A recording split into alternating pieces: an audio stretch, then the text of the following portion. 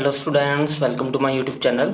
आज हम class 10th science का टर्म 2 का सैम्पल पेपर सोल्व करने जा रहे हैं। तो शुरू करते हैं। सबसे पहले हमारे पास सेक्शन फर्स्ट है, जिसमें हमारे पास 2 मार्कर क्वेश्चंस होंगे। तो फर्स्ट क्वेश्चन है हमारे पास, what is the importance of pH in the daily life. PH की हमारी डेली लाइफ में क्या इंपॉर्टेंस है वो हमें बतानी है। तो पीएच की हमारी बॉडी के लिए काफ़ी जो है वो इम्पोर्टेंस है। जैसे कि हमारा जो डाइजेशन का प्रोसेस है वो हमारी पीएच चेंज के कारण ही हो पाता है। हमें पता है कि हमारे स्टमक में जो है वो हाइड्रोक्लोरिक एसिड रिलीज करता है, जो कि हमारे खाने की पीएच वैल्यू को चेंज कर जाता है, जिसके कारण जो है वो हमारा फूड जो है वो डाइजेस्ट होता है। तो इसीलिए हम कह सकते हैं कि पीएच की हमारी डेली लाइफ में बहुत इंपॉर्टेंस है। सेकंड है, what is the name of reaction between acid and base, give one example. हमें बताना है कि एसिड और बेस के बीच जो रिएक्शन होती है उसका नाम क्या है। तो न्यूट्रलाइजेशन रिएक्शन होती है एसिड और बेस की। The name of the reaction between the acid and base is known as the neutralisation reaction. Example इसका हम कुछ भी दे सकते हैं।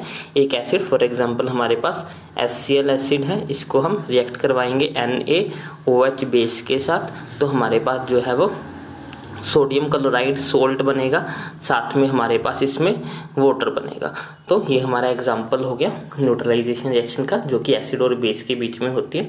उसके बाद सेकंड क्वेश्चन है हमारे पास, थर्ड क्वेश्चन है हमारे पास, what is the common name of ethanol. Ethanol का कॉमन नेम बताना है और इसका जो हमें फॉर्मूला भी बताना है।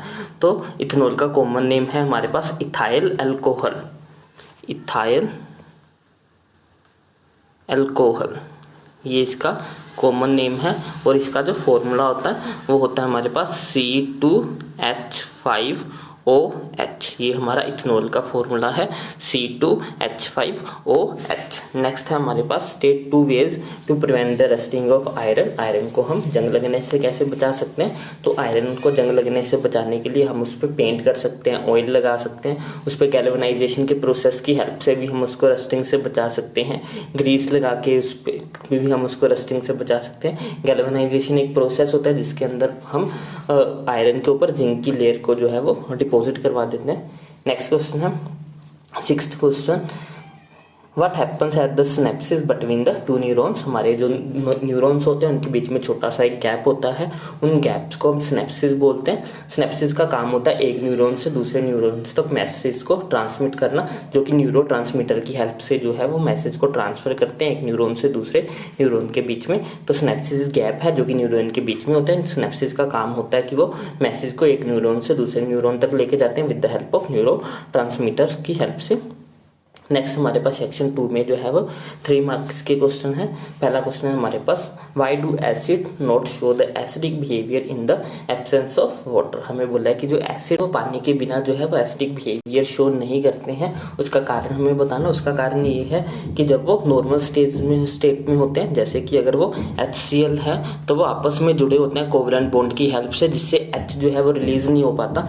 लेकिन जब हम इसको पानी में डिजोल्व कर देते हैं, पानी में इसको पानी में डिसॉल्व करते हैं, पानी में घुल जाता है जब ये, तो इसमें से H पॉजिटिव आयंस जो है वो बाहर निकलने शुरू हो जाते हैं और जिसके कारण ये जो है वो एसिडिक बिहेवियर शो करना शुरू करता है। कोई भी एसिड तब एसिड बनता है जब वो H पॉजिटिव को डोनेट करेगा, और H पॉजिटिव तभी डोनेट होगा जब उसके बॉन्ड्स जो है वो टूटेंगे, जो कि पानी के प्रेजेंस में ही पॉसिबल है। बिना पानी के प्रेजेंस में वो जो है वो H पॉजिटिव नहीं टूट पाता, जिसके कारण जो है वो हमें एसिडिक बिहेवियर शो नहीं कर पाते।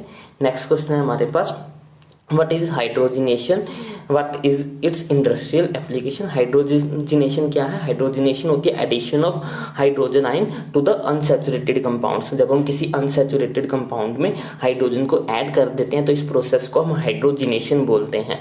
The addition of hydrogen to the unsaturated compounds are known as the hydrogenation. जैसे कि अगर हमारे पास C डबल बॉन्ड CH2 हो,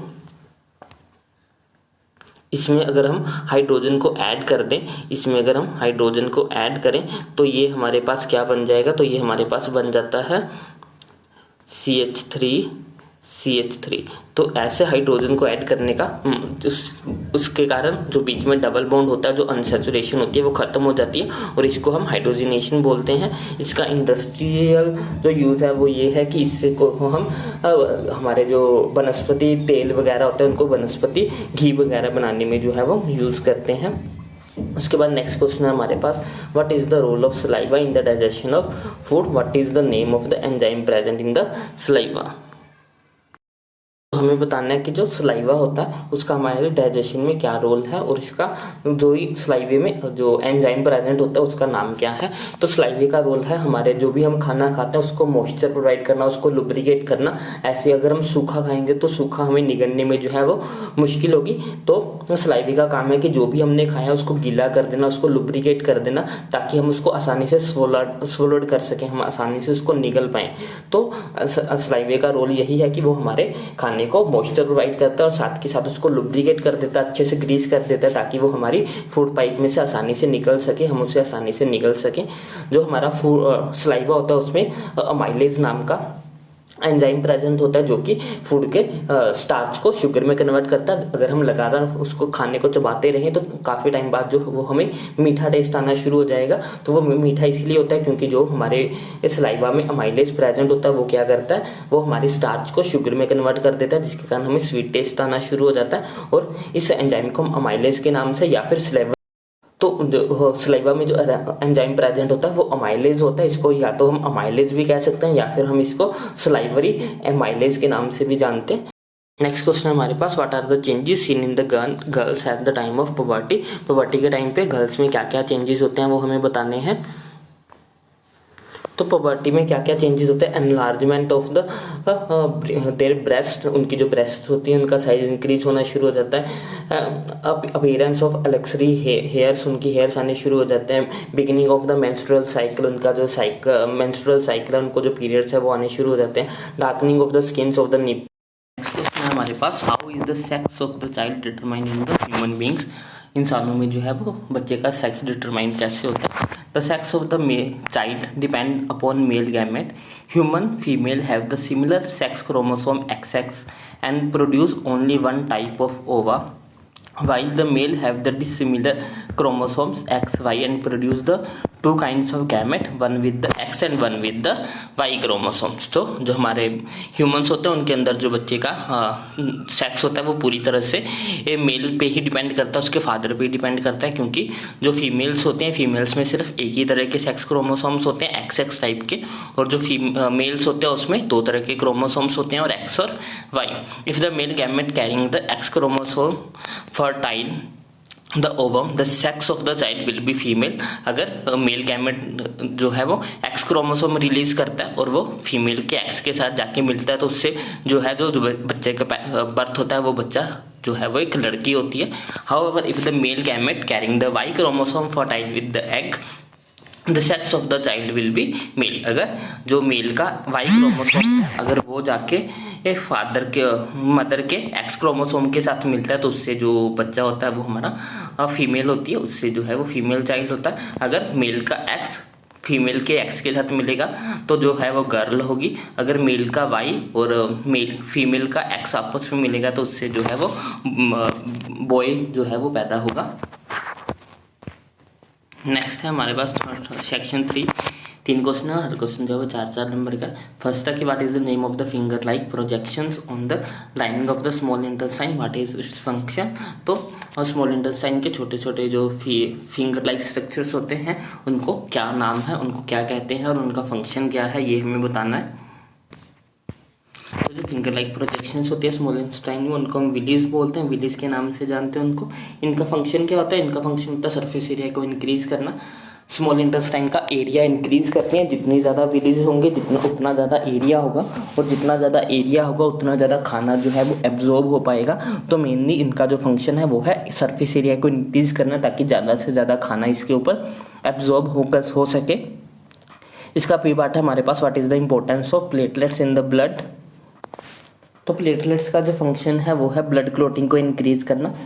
इनका जो मेन काम होता है ये ब्लड क्लोटिंग करवाते हैं। जब भी किसी को चोट लगती है तो वहाँ से ब्लड जो है वो कुछ टाइम के बाद निकलना बंद हो जाता है, वहाँ पे खून जम जाता है। तो खून को जो जमने का काम करवाते हैं वो प्लेटलेट्स करवाते हैं। प्लेटलेट्स का मेन फंक्शन ये है कि ब्लड क्लोटिंग में हेल्प करवाते हैं, जिससे जो है ब्लड कुछ टाइम बाद निकलना जो है वो बंद हो जाता है। उसके बाद है हमारे पास ऑटोट्रोपिक एंड हेटरोट्रोपिक न्यूट्रिशन, के बीच में डिफरेंस है। काफ़ी इजी क्वेश्चन है। ऑटोट्रोपिक वो होती है जिसमें अपना खाना खुद से बनाया जाता है, और हेटरोट्रोपिक होती है जो किसी के ऊपर डिपेंड करते हैं।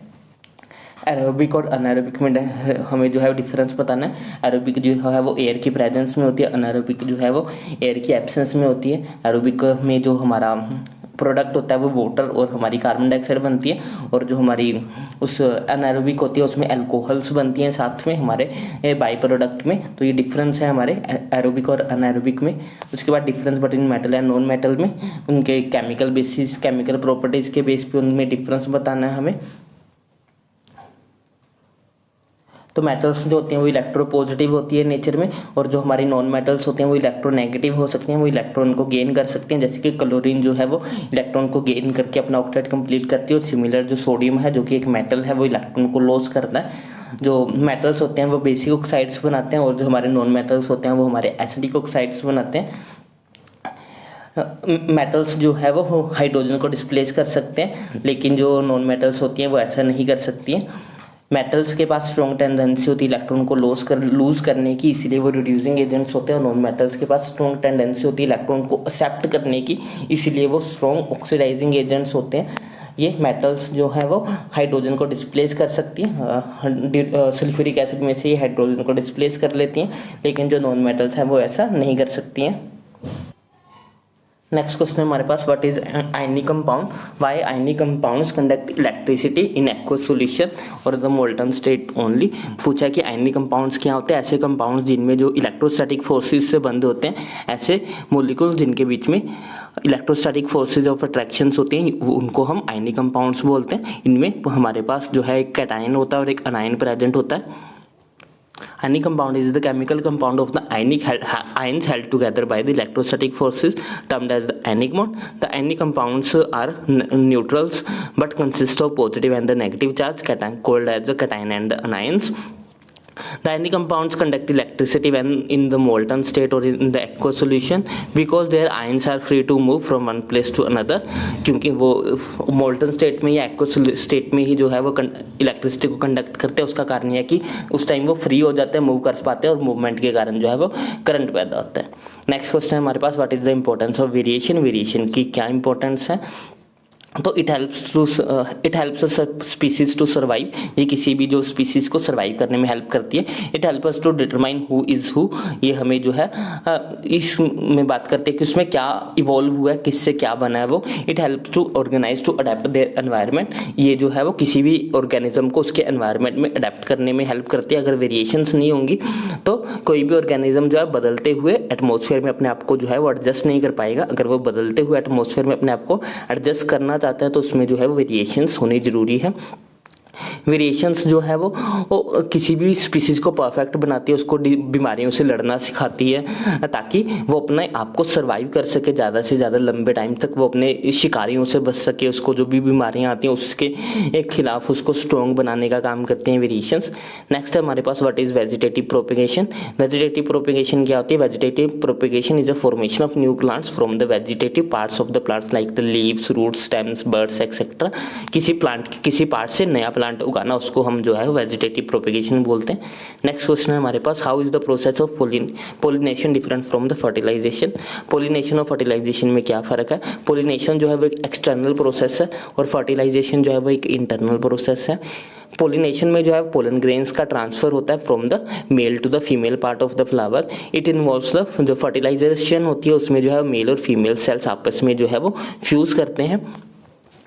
पोलिनेशन के कारण जो है फर्टिलाइजेशन होती है और फर्टिलाइजेशन जो है वो आगे बीजों को बनाने में हेल्प करती है। Pollination occurs only in the flowering plant, ये जो है वो पोलिनेशन जो है वो सिर्फ प्लांट्स में होती है। फर्टिलाइजेशन जो है वो हर लिविंग थिंग्स में होती है, जितनी भी लिविंग थिंग्स है सब में जो है वो फर्टिलाइजेशन होती है। आगे फिर से हमारे पास सेम क्वेश्चन है कि what are the changes seen in the girl at the puberty. तो उनमें जो है एनलार्जमेंट ऑफ ब्रेस्ट होती है, हेयर्स आने शुरू हो जाते हैं, उनके मेंस्ट्रुअल साइकिल जब इंक्रीज हो जाते हैं, उनकी निपल्स की जो स्किन होती है वो डार्क होना शुरू हो जाती है। ये कुछ चेंजेस हैं जो कि पुबर्टी के दौरान गर्ल्स में देखने को मिलते हैं। तो इसके साथ हमारा सैम्पल पेपर जो होता है कंप्लीट होता है। आई होप आपको ये अच्छे से पता लग गया होगा। अगर आपको कोई भी डाउट हो तो आप कमेंट सेक्शन में लिख सकते हो। अगर आपको वीडियो अच्छी लगे तो इसे लाइक करें, शेयर करें, चैनल को सब्सक्राइब करें। Thanks for watching, bye bye, take care.